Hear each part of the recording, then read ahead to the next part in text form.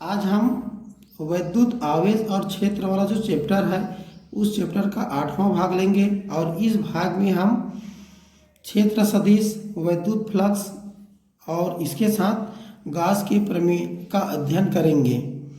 तब शुरू करते हैं। पहला आता है क्षेत्र सदिश।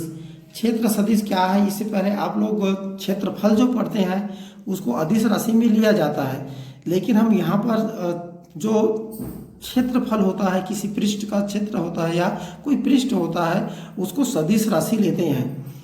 तब यहाँ पर क्या होगा? प्रत्येक पृष्ठ का क्षेत्रफल एक क्या होती है? सदिश राशि होता है, जिसमें परिमाण के साथ साथ दिशा भी होती है।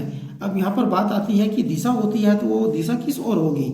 तब इसकी दिशा पृष्ठ के अभिलंबवत बाहर की ओर होता है। तो इस बात को आप लोग ध्यान में रखोगे, जो दिशा होता है वह बाहर की ओर होती है। मान लो चूंकि अब कोई भी पृष्ठ होता है वह अलग अलग आकृति का हो सकता है, इसीलिए हम पूरे पृष्ठ की दिशा को परिभाषित नहीं कर सकते या कठिन होता है। अतः इसके लिए हम क्या लेते हैं? एक अल्प पृष्ठ लेते हैं। जैसे इस डायग्राम में बताया गया है, एक अल्प पृष्ठ है डेल एस, इसीलिए डेल शब्द का उपयोग करते हैं, डेल एस। तो ये डेल एस है, इसका परिमाप है और इसकी दिशा क्या होगी? ये जो पृष्ठ है इसके लंबवत ऊपर की ओर होगी, बाहर की ओर होगी। अर्थात इसको सदिश रूप में लिखेंगे तब डेल एस क्या हो जाएगा? सदिश रूप में, और इसका मान आ जाएगा डेल एस डॉट एन, जहाँ एन क्या है? एक यूनिट वेक्टर है, एकांक सदिश है, और इसकी दिशा जो पृष्ठ है डेल एस उसके अभिलंबवत बाहर की ओर होती है। इसी तरह से ये बंद पृष्ठ यहाँ पर हम दर्शा रहे हैं, बंद पृष्ठ है, इसका छोटा सा भाग डेल एस, इतना भाग को हम छोटा सा भाग लेते हैं डेल एस से, और चूंकि ये बाहर की ओर इस साइड है इसीलिए इसकी दिशा यहाँ पर ले लेंगे, ये एन कैप हो जाएगा।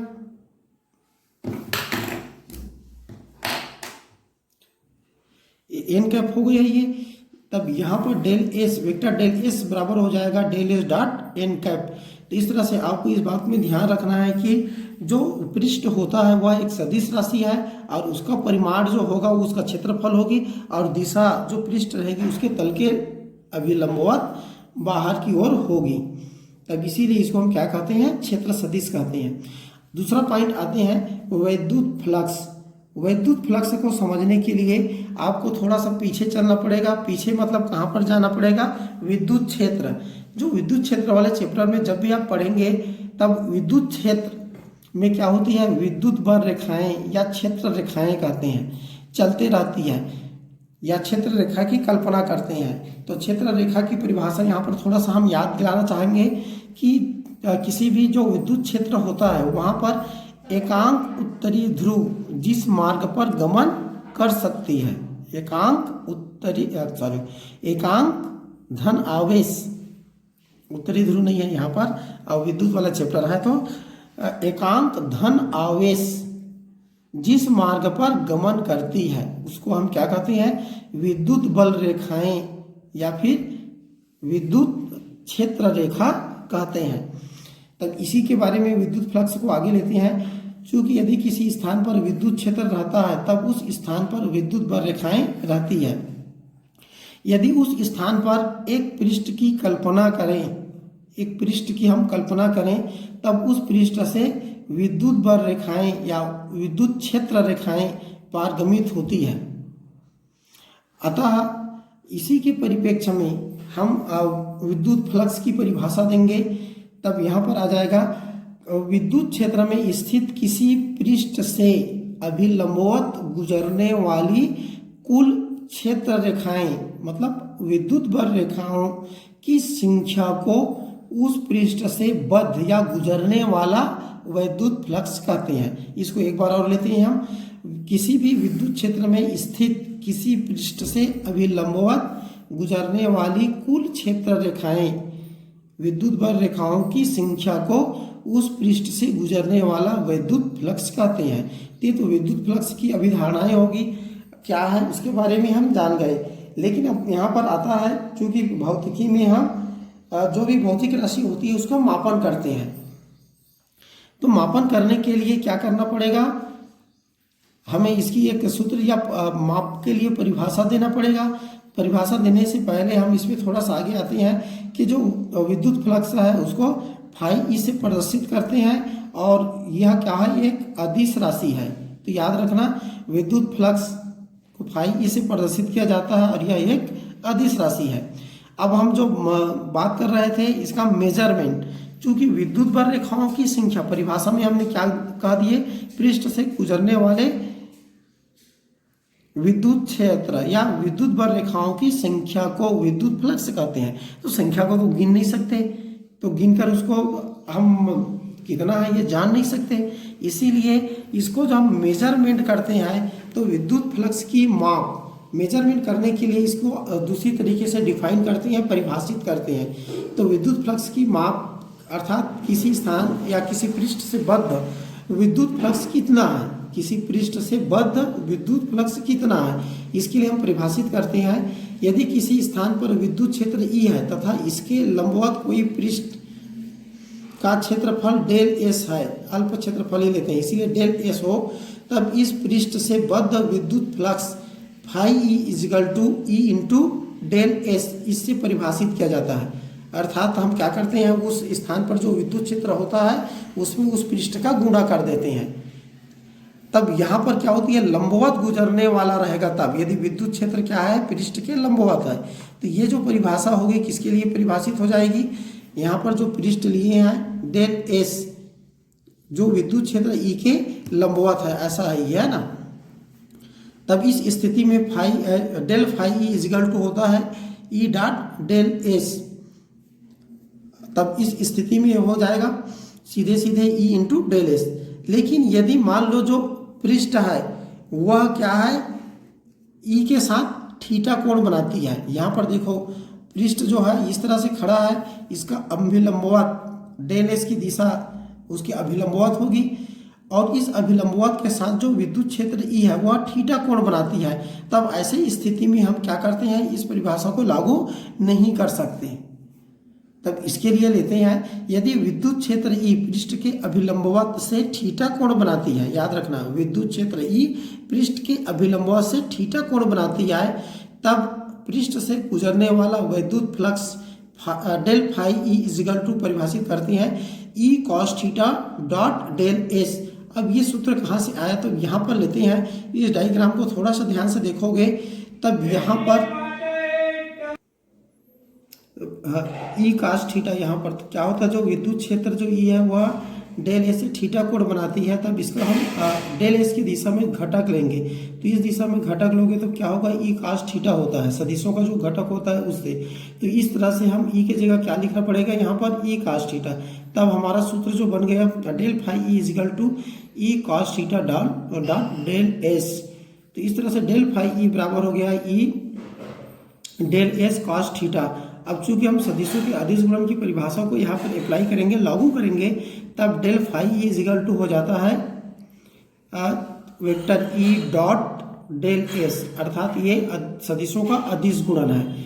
इस प्रकार अगर हम सीधे सीधे परिभाषा करेंगे किसका, विद्युत फ्लक्स का, तब किसी पृष्ठ से गुजरने वाला विद्युत फ्लक्स विद्युत क्षेत्र ई और क्षेत्र सदिश डेल एस के अदिश गुणनफल के बराबर होता है। तब इसको ध्यान में रखोगे, सीधे सीधे यही मूल परिभाषा हो जाती है, किसी पृष्ठ से गुजरने वाला विद्युत फ्लक्स विद्युत क्षेत्र वेक्टर ई और क्षेत्र सदिश वेक्टर डेल एस के अदिश गुणनफल के बराबर होता है। अब यहाँ पर अलग अलग स्थितियाँ यहाँ पर लागू करेंगे, तब जो पहले वाला सूत्र है वो पुनः हमें प्राप्त हो जाएगा।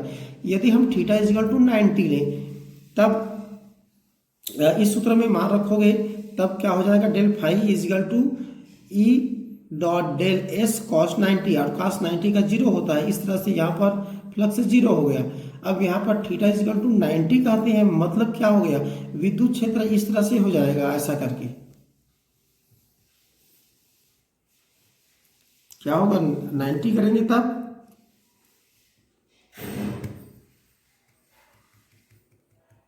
विद्युत क्षेत्र इस तरह से हो जाएगा, और हमारा जो पृष्ठ है वो भी इस तरह से है। मतलब क्या कहेंगे, जो पृष्ठ है वह विद्युत क्षेत्र ई के अनुदिश हो गया, समानांतर हो गया।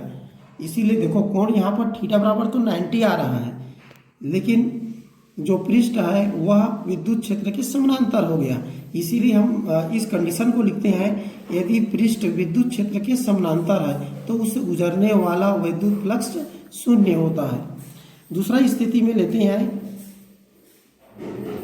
दूसरा स्थिति हो जाता है यदि थीटा इजकल टू 90 लें तो 90 कैसे हो जाएगा यहाँ पर, सॉरी थीटा इजकल टू 0 लें। दूसरा स्थिति है थीटा इजकल टू 0, तो थीटा इजकल टू 0 लेंगे तो विद्युत क्षेत्र ऐसा हो जाएगा, डेल एस की दिशा में हो जाएगी विद्युत क्षेत्र ई, तभी क्या होगा 0 डिग्री बनेगी।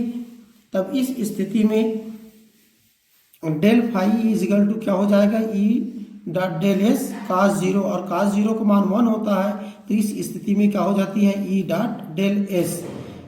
अब यहाँ पर तो हम कोण को 0 ले रहे हैं, विद्युत क्षेत्र ई हो गया, और हमारा जो पृष्ठ है वो ऐसा है, खड़ा है ये, तो इस तरह से हम क्या कहेंगे, जो पृष्ठ है वह विद्युत क्षेत्र के लंबवत है, या हम दूसरे शब्दों में कह सकते हैं जो विद्युत क्षेत्र है वह पृष्ठ के लंबवत है। तब इस तरह से हम देखते हैं कि जब पृष्ठ विद्युत क्षेत्र के लंबवत होता है तो उससे गुजरने वाला विद्युत फ्लक्स क्या होती है, अधिकतम होती है। तो ये दोनों कंडीशन को ध्यान से समझोगे, है ना। यहाँ पर 90 है तो विद्युत क्षेत्र पृष्ठ के समानांतर है, और दूसरे में क्या होती है, यदि थीटा इजकल टू 0 लेते हैं तब पृष्ठ विद्युत क्षेत्र के लंबवत होता है, तब इस स्थिति में अधिकतम होगी, और जब समानांतर होता है तो शून्य होता है। अगला कंडीशन हमारा आता है, यदि पृष्ठ का जो क्षेत्रफल है वह अधिक है, अधिक क्षेत्रफल का है, अधिक क्षेत्रफल का है, तब क्या होती है, जो है विद्युत क्षेत्र ई के साथ अलग अलग कोण बनाएगा। तब इस स्थिति में उस पृष्ठ से गुजरने वाला विद्युत फ्लक्स के लिए हमें क्या करना पड़ेगा, जितने भी अलग अलग जो पृष्ठ रहेगा उसको के संगत जो फ्लक्स रहेगी उसको जोड़ना पड़ेगा। तो जोड़ना पड़ेगा, तब जोड़ने की प्रक्रिया को हम क्या कहते हैं, सिग्मा या समेशन से दर्शाते हैं।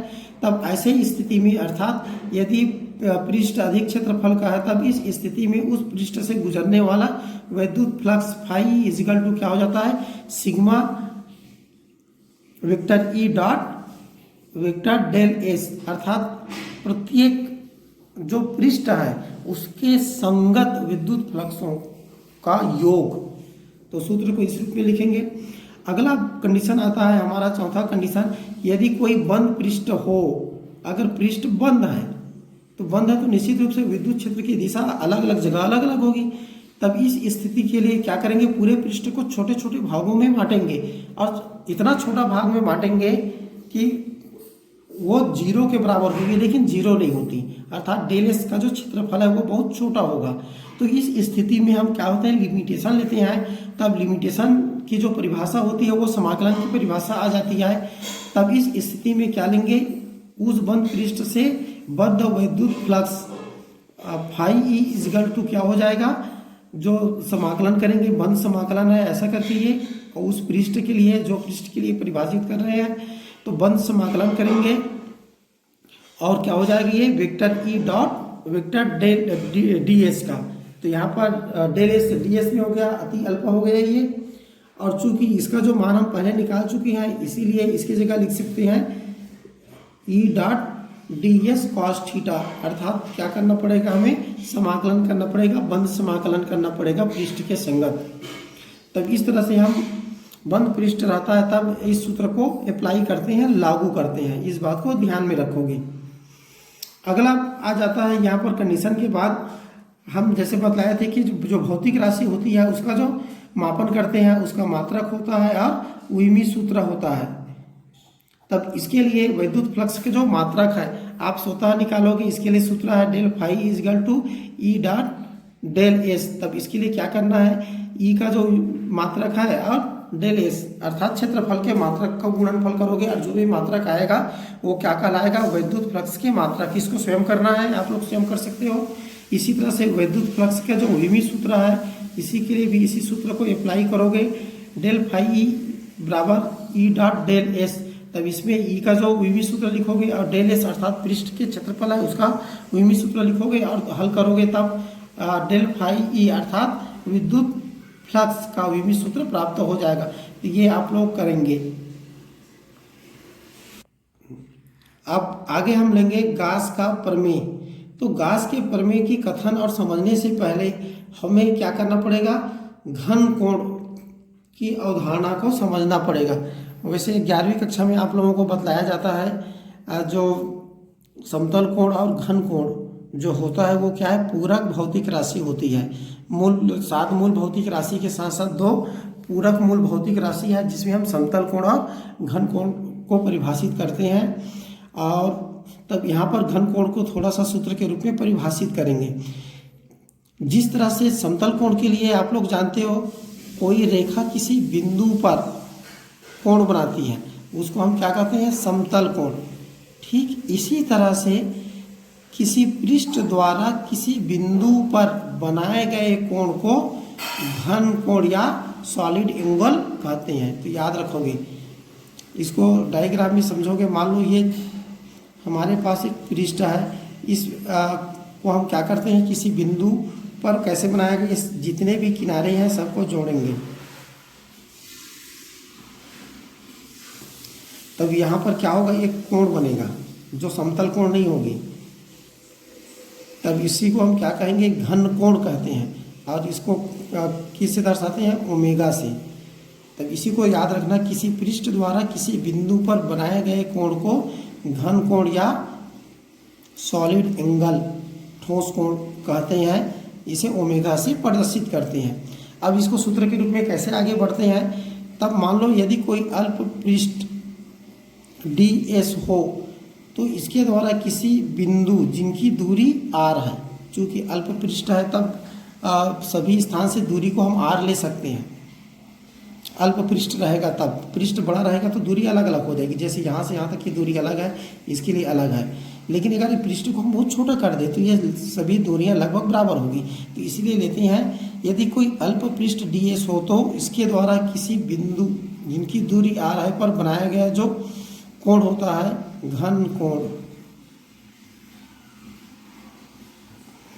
डी ओमेगा बराबर क्या हो जाएगा, ds बटे r का वर्ग। अर्थात वो जो पृष्ठ रहेगी उसका क्षेत्रफल लेंगे और उसे किससे भाग देना है, तो जो दूरी है उसके वर्ग से भाग देना है। तो ये सूत्र होता है किसके लिए, घन कोण के लिए। जिस तरह से समतल कोण के लिए थीटा बराबर क्या लेती है, चाप बटे त्रिज्या, ऐसा परिभाषा देते हैं।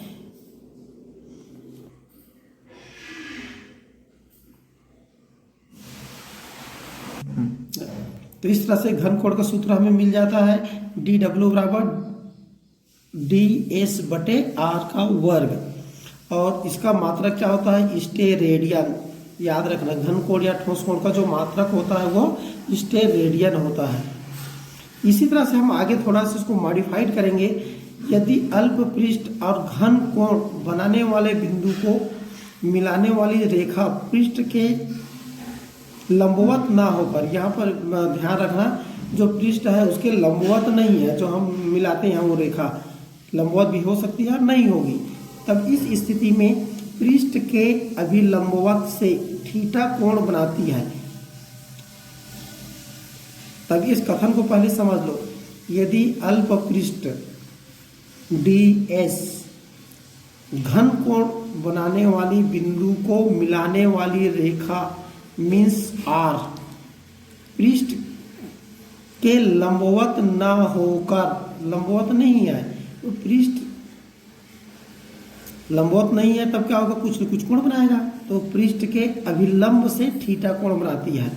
तो ये इस डायग्राम में लेते हैं, मान लो ये बिंदु वो है हमारे पास और यहाँ पर जो पृष्ठ है ds है और इसके अभिलंब अर्थात पृष्ठ की दिशा होती है। याद रखना ना, पृष्ठ की दिशा कहेंगे मतलब पृष्ठ के अभिलंबवत होगी। ये अभिलंबवत हो गया, ये पृष्ठ ऐसा है तो ये ds अर्थात पृष्ठ की दिशा हो गई। और जो बिंदु O है इसको मिलाने वाली रेखा जो है ये R है। R क्या है, आगे इस दिशा में बढ़ रहा है, मतलब इसके साथ क्या कोण बना रही है, थीटा कोण बना रही है। तब इस स्थिति में क्या होगा, जो सीधे सीधे हम इस सूत्र का उपयोग नहीं कर सकते। तब कौन से सूत्र का उपयोग करेंगे हम, तब इसके लिए क्या लेते हैं हम, जो ds है उसको r की दिशा में घटक लेंगे। तो ds का r की दिशा में घटक लेंगे, तब क्या होगा, ds cos थीटा। ये सदिश है तो सदिश का घटक हो जाएगा ds cos थीटा, अर्थात r की दिशा में हो गया कितना भाग, ds cos थीटा भाग। तब यही सूत्र मॉडिफाइड हो जाएगा, इस ds की जगह हमें क्या लिखना पड़ेगा, ds cos थीटा। तो ऐसे स्थिति में जो कोण बनेगा, घन कोण बनेगी डी ओमेगा, वह हो जाएगा ds cos थीटा बटे r का वर्ग। तो इस तरह से सीधे सीधे सूत्र को याद रखोगे। यदि अल्प पृष्ठ और घन कोण बनाने वाले बिंदु को मिलाने वाली रेखा पृष्ठ के लंबवत न होकर पृष्ठ के अभिलंब से थीटा कोण बनाती है, तब पृष्ठ द्वारा बनाया गया घन कोण D omega equal to ds cos theta upon r square. तो इस तरह से अल्प पृष्ठ के द्वारा किसी बिंदु पर बनाया गया घन कोण के लिए सूत्र हो गया। आगे अब लेते हैं कि अगर उस संपूर्ण पृष्ठ के द्वारा है तब क्या होगी। तब इसके लिए हम आगे सूत्र यहां पर देते हैं। तब इसके लिए क्या करना पड़ेगा हमें, संपूर्ण पृष्ठ के लिए। तब इस तरह से संपूर्ण पृष्ठ द्वारा, संपूर्ण पृष्ठ द्वारा बनाया गया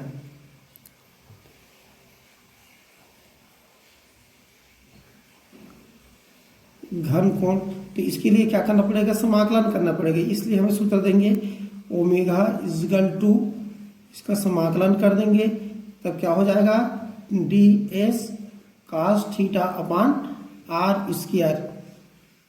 ठीक है। अगर ये जो बंद पृष्ठ रहेगा, चूंकि संपूर्ण पृष्ठ कहेंगे तो खुला संपूर्ण पृष्ठ की परिभाषा देना थोड़ा कठिन हो जाता है, इसीलिए इसको बंद पृष्ठ करेंगे। तब यहाँ पर बंद समाकलन का ऐसा दे देते हैं, और चाहो तो समझने के लिए उस पृष्ठ को परिभाषित करने के लिए एस ले लेते हैं। तो इस तरह से ये बंद पृष्ठ के लिए हम परिभाषा दे सकते हैं। कोई भी जो बंद पृष्ठ है, उस बंद पृष्ठ के द्वारा उसी के अंदर किसी बिंदु पर बनाया गया संपूर्ण घन कोण ओमेगा बराबर होता है बंद पृष्ठ का समाकलन एस ds cos थीटा बटे r का वर्ग। अब आगे हम इसी में लेते हैं, किसी भी बंद पृष्ठ द्वारा उसके अंदर किसी भी बिंदु पर बनाया गया संपूर्ण घन कोण 4 पाई स्टेरेडियन होता है। इसको याद रखना।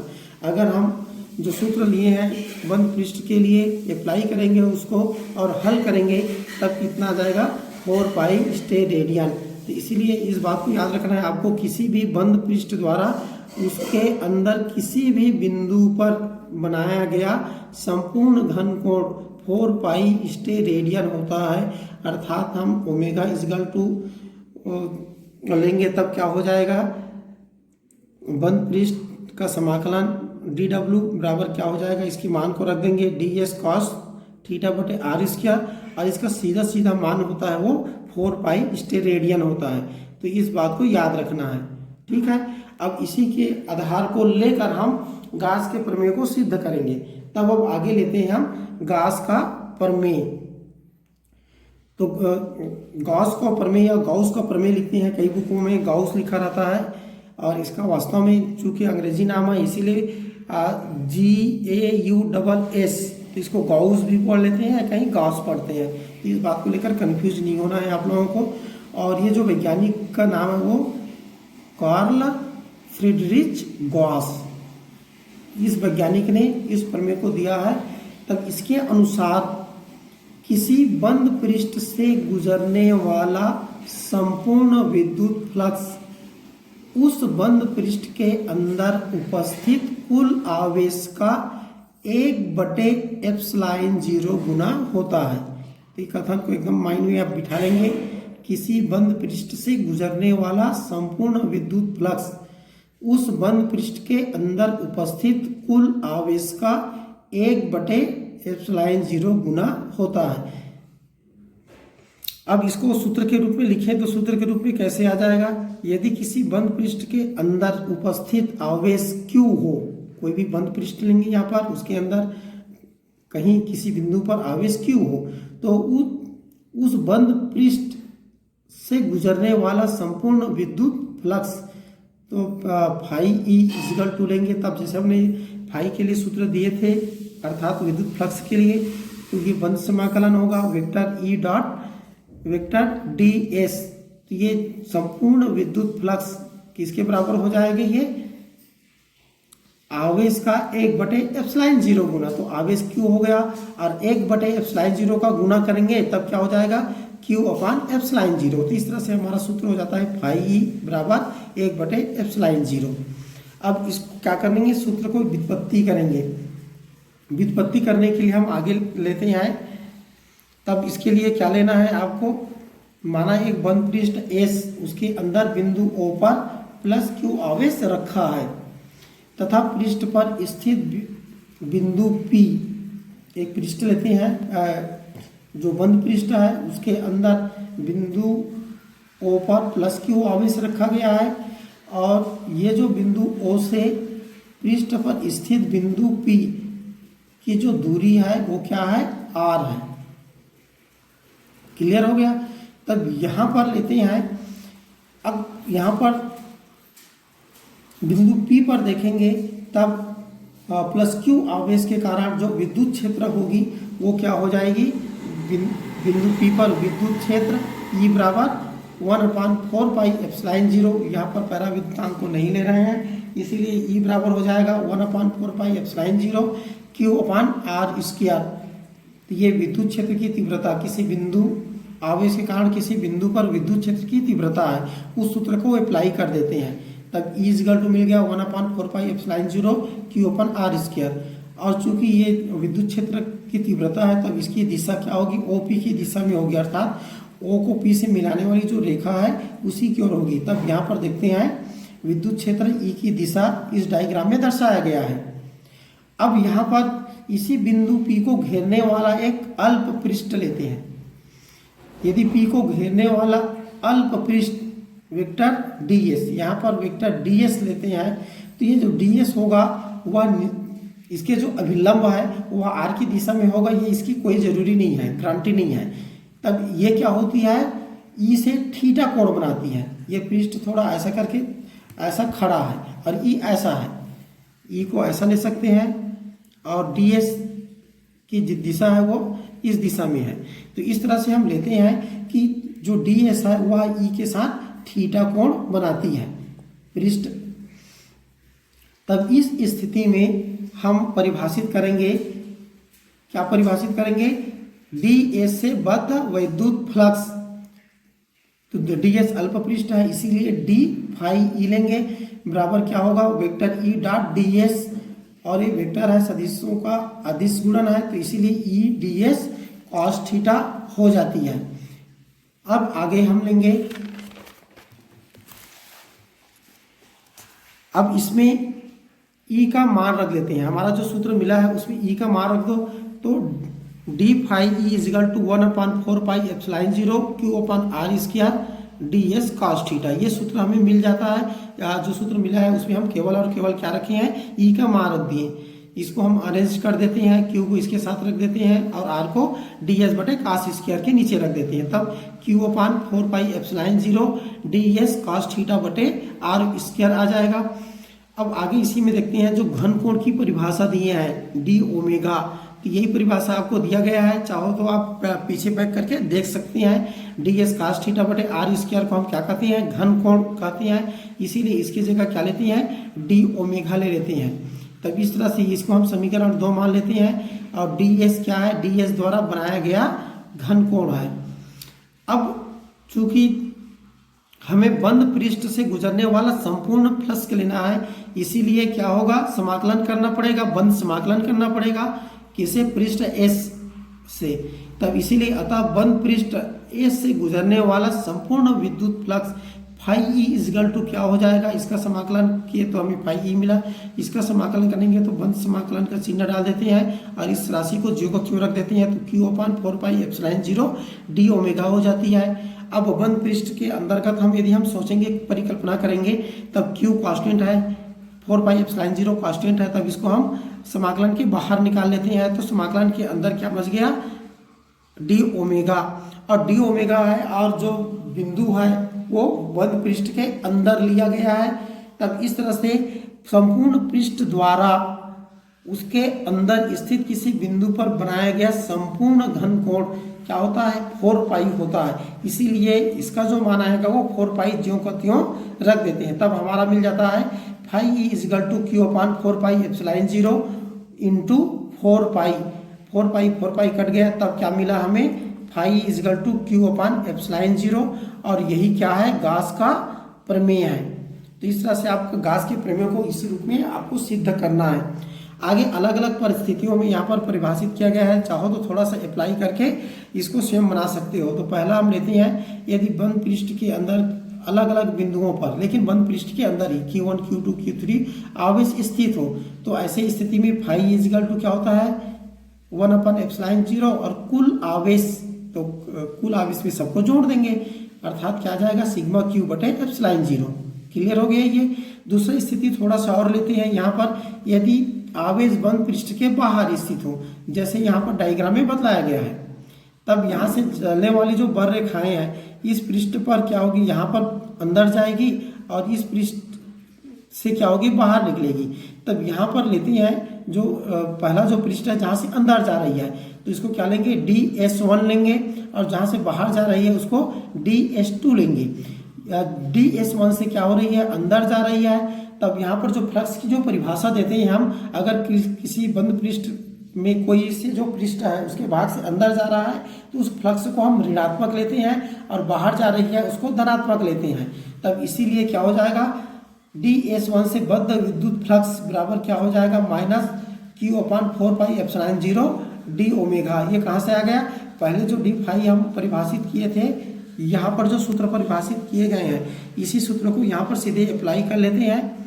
तो DS1 से बद्ध विद्युत फ्लक्स बराबर क्या हो जाएगा, माइनस हो जाएगा, क्योंकि इससे पृष्ठ के अंदर जा रही है फ्लक्स, तो Q अपान 4 पाई एप्सिलॉन 0 डी ओमेगा हो गया। ठीक इसी तरह से DS2 से बद्ध विद्युत फ्लक्स धनात्मक होगा, और ये भी उसी का मान में आएगा, Q अपान 4 पाई एप्सिलॉन 0 डी ओमेगा। तीन दोनों को यदि हम जोड़ेंगे तो ऐसा जोड़कर देख सकते हो, यहाँ पर दोनों का मान तो सेम है, लेकिन एक का माइनस एक का प्लस, तब इसका मान क्या आ जाएगा, 0 आ जाएगा। तो इस तरह से हम कह सकते हैं, अगर यहाँ पर दो हम अलग अलग पृष्ठ लिए उसी से, तब क्या हो जाएगा, 0 हो गया। इसी तरह से हम बंद पृष्ठ को बहुत सारे छोटे छोटे भागों में बांटेंगे, तब उसमें क्या होगा, दो भागों का युग्म मिलेगा, जिसके संगत विद्युत फ्लक्स माइनस होगा और दूसरे के संगत प्लस होगा।